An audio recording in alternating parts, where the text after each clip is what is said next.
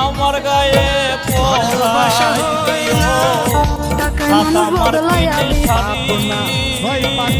টিকটকে ভাইরাল হতে আসি নাই।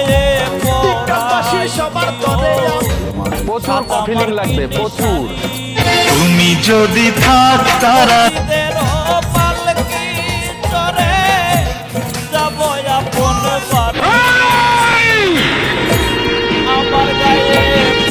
আইডি ছোট দেখে সাপোর্ট পাবো না ভাই। চুপ করে থাকিস না, তুই কত এই মাত্র